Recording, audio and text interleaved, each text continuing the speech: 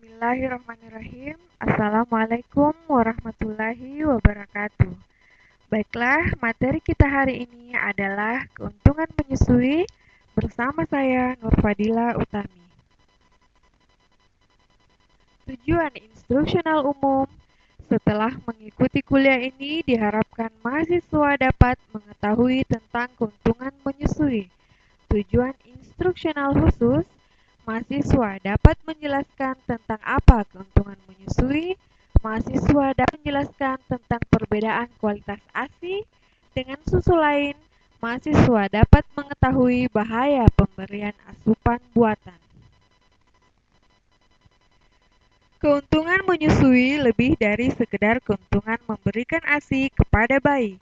Menyusui dapat menguntungkan seluruh keluarga secara emosional maupun ekonomi dan melindungi kesehatan ibu dengan beberapa cara. Adapun keuntungan bayi yang memperoleh ASI adalah ASI mengandung zat-zat gizi yang dibutuhkan bayi dengan tepat, ASI mudah dicerna dan digunakan secara efisien oleh tubuh bayi, ASI melindungi bayi terhadap infeksi yang sangat penting bagi bayi baru lahir. Sedangkan keuntungan lain menyusui adalah membantu ibu dan bayi mengembangkan hubungan yang erat dan penuh kasih sayang atau bonding, membantu perkembangan bayi, dapat membantu menunda kehamilan baru, melindungi kesehatan ibu, dalam hal ini membantu mengurangi perdarahan dan membantu mencegah anemia. Pertama-tama, perhatikanlah grafik berikut ini yang membandingkan zat gizi yang terdapat di dalam ASI, susu sapi, dan susu formula. Semua jenis susu ini mengandung lemak, mengandung protein, dan juga mengandung gula susu, yaitu laktosa. Namun, kita bahas sedikit tentang protein, di mana protein adalah zat gizi penting, dan kita mungkin berpikir bahwa lebih banyak protein pasti lebih baik. Akan tetapi, sapi ataupun hewan lain tumbuh lebih cepat daripada manusia. Maka dari itu, mereka memerlukan susu dengan konsentrasi protein yang lebih tinggi. Tetapi sulit bagi bayi yang belum sempurna untuk membuang kelebihan sisa protein dari susu hewan. Jadi, susu manusia atau ASI jauh lebih sempurna daripada susu hewan. Grafik ini menunjukkan bahwa sebagian besar protein dalam susu sapi adalah kasein, yang di dalam perut bayi membentuk gumpalan tebal dan sulit dicerna. ASI mengandung jenis kasein yang berbeda. Pada ASI, kandungan kaseinnya lebih sedikit dan kasein tersebut membentuk gumpalan yang lebih lembut dan mudah dicerna. Pada ASI, banyak juga mengandung protein whey yang mengandung protein antiinfektif yang melindungi bayi terhadap infeksi. Susu sapi dan formula tidak mengandung jenis protein antiinfektif untuk melindungi bayi. Jumlah lemak pada susu sapi dan ASI hampir sama, tapi terdapat perbedaan penting pada kualitas lemak di berbagai jenis susu yang berbeda. ASI mengandung asam lemak esensial yang tak terdapat di dalam susu sapi. Asam lemak esensial ini dibutuhkan untuk pertumbuhan otak bayi, mata bayi, serta kesehatan pembuluh darah. ASI juga mengandung enzim lipase yang membantu mencerna lemak. Enzim ini tidak terdapat di dalam susu hewan atau susu formula.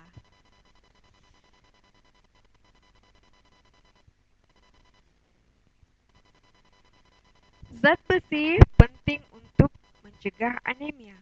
Walaupun beberapa jenis susu sama-sama mengandung zat besi, namun ada perbedaan yang penting. Kita lihat pada grafik, penyerapan zat besi pada ASI mencapai 50% yang mampu diserap oleh tubuh bayi, sedangkan penyerapan zat besi pada susu sapi hanya 10% yang mampu diserap oleh tubuh bayi.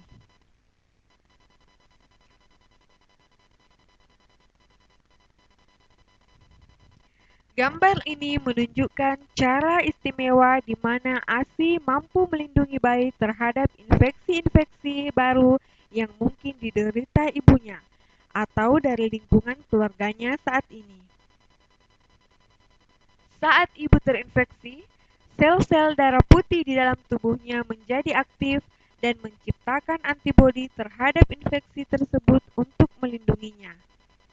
Sebagian sel-sel darah putih tersebut mengalir ke payudaranya dan membentuk antibodi yang kemudian dikeluarkan bersama ASI untuk melindungi bayinya. Maka, bayi sebaiknya tidak dipisahkan dari ibunya pada saat ibu terserang infeksi, karena ASI melindunginya, bayinya terhadap infeksi tersebut. Susu jolong atau kolostrum mempunyai 5 kandungan, beserta dengan manfaatnya. Yang pertama, kaya antibodi, melindungi terhadap alergi. Yang kedua, banyak sel darah putih, melindungi terhadap infeksi. Yang ketiga, sebagai pencahar, membersihkan mekonium, dan membantu mencegah penyakit kuning atau ikterus. Yang keempat, faktor pertumbuhan, membantu usus berkembang lebih sempurna, mencegah alergi dan ketidakcocokan atau intoleransi terhadap makanan lain. Yang kelima, kaya akan vitamin A yang mengurangi tingkat keparahan infeksi dan mencegah penyakit mata. Keuntungan psikologis menyusui dari segi ikatan emosi adalah kedekatan, hubungan kasih sayang antara ibu dan bayi. Secara emosional, ibu lebih puas menyusui, bayi jarang menangis, ibu berperilaku lebih menyayangi, meniadakan keinginan untuk menyiksa atau menelantarkan bayinya. Keuntungan psikologis menyusui secara perkembangan, beberapa penelitian menunjukkan bahwa menyusui bisa membantu anak berkembang secara intelektual. Bayi ASI jelas lebih baik perkembangan kecerdasannya.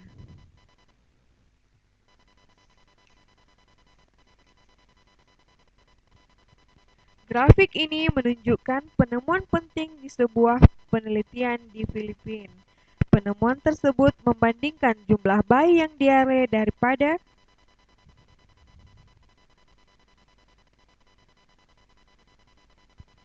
Grafik ini menunjukkan penemuan penting sebuah penelitian dari Filipina. Penemuan tersebut membandingkan jumlah bayi yang diare pada berbagai cara pemberian makanan.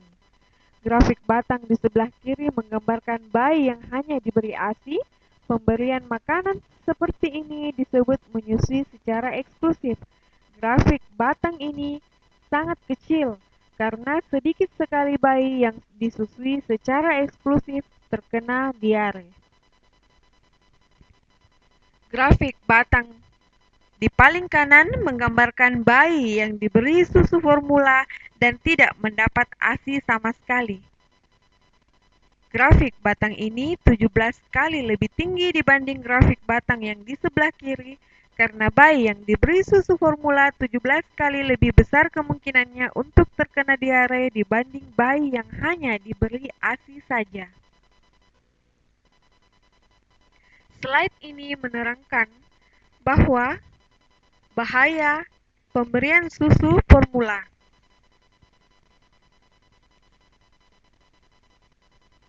Slide ini meringkaskan bahaya pemberian susu formula.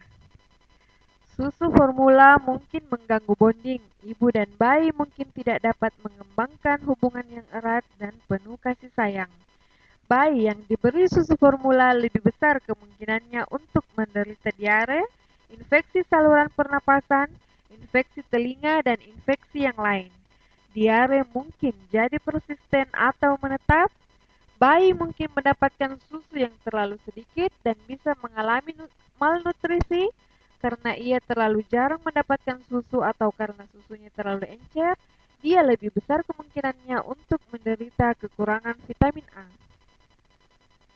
Lebih mudah alergi dan tidak cocok susu, meningkatnya risiko terkena beberapa penyakit kronis seperti misalnya diabetes.